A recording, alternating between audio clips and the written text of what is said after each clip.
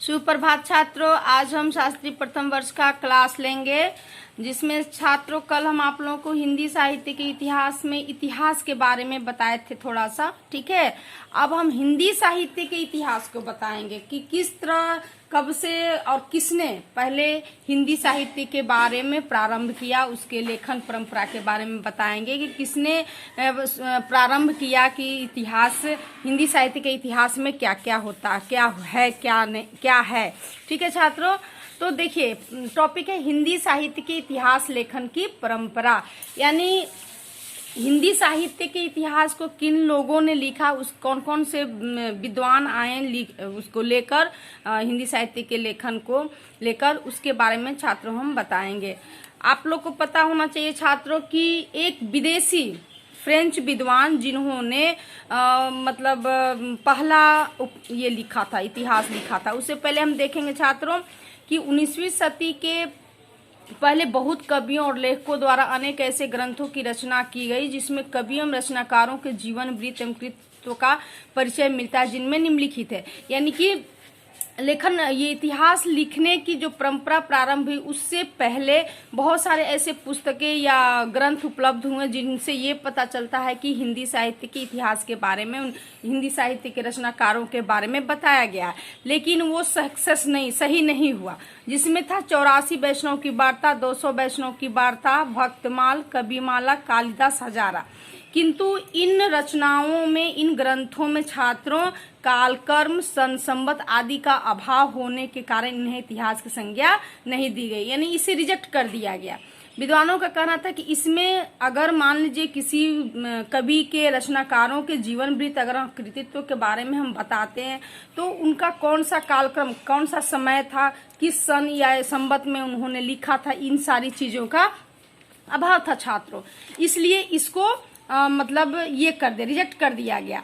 और तब एक फ्रेंच विद्वान, हिंदी साहित्य के इतिहास लेखन का सबसे पहले प्रयास एक फ्रेंच विद्वान गार्सा दतासी ने किया, जिन्होंने फ्रेंच भाषा में इस्तवार द ला लिटरेत्यूतर एंदुई ए हिंदुस्तानी ग्रंथ लिखा, जिसमें हिंदी और उर्दू के अनेक कवियों का विवरण वर्णना क्रमानुसार दिया गया।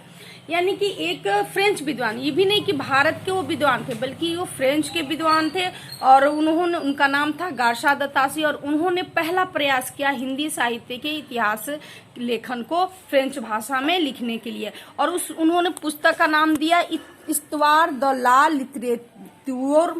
लिटरेत्यूर एंदुई ए हिंदुस्तानी, है ना। और उन्होंने उसमें कवियों को, हिंदी के और उर्दू के कवियों को क्या किया, विवरण प्रस्तुत किया। और वो भी विवरण किस में, अंग्रेजी भाषा के वर्णन, यानी ए से ABCD करके, यानी कि हिंदी में नहीं बल्कि अंग्रेजी भाषा के वर्ण क्रमानुसार उन्होंने क्या किया, प्रस्तुत किया। ठीक है, इसका प्रथम भाग छात्रों 1839 में तथा द्वितीय भाग 1847 ईस्वी में प्रकाशित हुआ। उन्होंने जो ग्रंथ या पुस्तक लिखी हिंदी साहित्य के इतिहास पर, वो दो भागों में प्रस्तुत किया उन्होंने, एक तो 1839 में और दूसरा 1847 ईस्वी में। और इसका दूसरा जो संस्करण हुआ वो 1871 ईस्वी में उसका दूसरा संस्करण प्रकाशित हुआ छात्रों, जिसमें 3 खंडों में विभक्त करते हुए पर्याप्त संशोधन परिवर्तन किया गया। यानी जो दूसरा संस्करण, पहले संस्करण में तो 2 भाग निकला, एक तो 1839 में और एक तो 1847 में, और दूसरा निकला छात्रों संस्करण, जो दूसरा संस्करण प्रकाशित हुआ वो 1871 ईस्वी में, जो कि 3 खंडों में विभक्त हुआ और उसको कुछ संशोधित करके उसको निकाला गया। इस इतिहास ग्रंथ में तासी ने 738 कवियों का वृत्त प्रस्तुत किया। यानी जो गार्सा दतासी ने हिंदी साहित्य के इतिहास का पहला प्रयास किया था, इस्तवार द ला लिटरेत्यूर एंदुई हिंदुस्तानी ग्रंथ को, उसमें उन्होंने 738 कवियों का वृत्त, इनके जीवन वृत्त के बारे में प्रस्तुत किया। इस ग्रंथ का महत्व सिर्फ इसलिए है कि इसमें हिंदी काव्य का सर्वप्रथम इतिहास प्रस्तुत करने का प्रयास किया गया तथा कवियों के रचना काल का निर्देश किया गया। इस ग्रंथ का इसीलिए महत्व दिया गया क्योंकि इसमें वैसे वो विद्वान थे जिन्होंने पहली बार कवियों के इतिहास का प्रस्तुत करने का श्रेय उनको दिया जाता है। लेकिन छात्रों उसमें उस इतिहास में इन्होंने जो प्रस्तुत किया इसमें कुछ त्रुटियां भी पाई गई। उन त्रुटियों को देखते हैं छात्रों। पहला त्रुटि थी कवियों को कालक्रम के स्थान पर अंग्रेजी वर्णमाला क्रम से प्रस्तुत करना। यानी कि गर्सा दत्तासी ने क्या किया, कवियों का जो समय था, कालक्रम था, उन्होंने अपने अंग्रेजी वर्णमाला से अंग्रेजी वर्ण क्रम से प्रस्तुत किया, यानी कि ABCD करके किया। यानी जिसका नाम ए, चाहे उनका कालक्रम बाद में हो, लेकिन उन्होंने वर्ण क्रम के अनुसार किया, इसलिए वो उसमें ये त्रुटि पाई गई। दूसरा त्रुटि उन्होंने दिया कि काल विभाजन और युगीन प्रवृत्तियों का विवेचन का कोई प्रयास नहीं किया गया। यानी जिन कवियों या रचनाकारों के बारे में उन्होंने विवेचन किया, उनका कोई काल विभाजन नहीं किया कि वो इस काल के हैं या इस युगीन परिस्थितियों या प्रवृत्तियों के हैं, उन्होंने उसका वर्णन उन्होंने नहीं किया। ये दूसरी त्रुटि पाई गई। छात्र तीसरा त्रुटि ये हुआ कि हिंदी के कवियों में इतर भाषाओं को गुलाम मिला देना आदि ऐसी त्रुटियां हैं जिनके कारण इसे इतिहास मानने में संकोच होता है।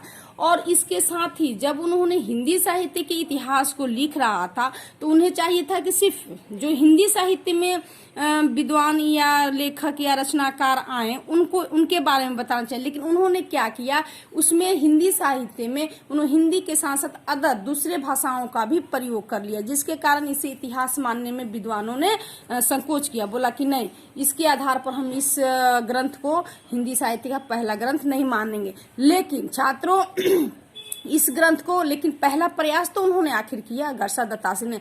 एक विदेशी विद्वान होते हुए भी उन्होंने अपने भारतीय हिंदी साहित्य के इतिहास को उन्होंने खोजा, उसको सही किया। इसलिए पहले जो इतिहास लेखन परंपरा के विद्वान माने जाते हैं वो गर्सा दत्तासी माने जाते हैं।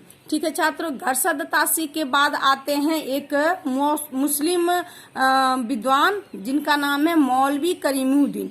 इन्होंने तज़किरा-ई-शुअराई हिंदी नामक इतिहास में लिखा, जिसमें पहली बार कालक्रम का ध्यान रखा गया, लेकिन काल विभाजन की कोई चेष्टा नहीं की गई, न नामकरण की गई। यानी कि इन्होंने जो तासी के बाद मौलवी करीमुद्दीन ने जो अपनी ग्रंथ इतिहास ग्रंथ लिखा है, उसमें उन्होंने ठीक है समय का कालक्रम का दिया, समय दिया, लेकिन उन्होंने उसके नामकरण का कोई व्यवस्था नहीं किया और ना ही काल विभाजन का कि ये किस काल में है किस काल में नहीं। ठीक है छात्रों, तो इसलिए ये दूसरे हो गए। अगले लेखन परंपरा के जो इतिहासकार हैं उनको आगे कल देखेंगे छात्रों। धन्यवाद।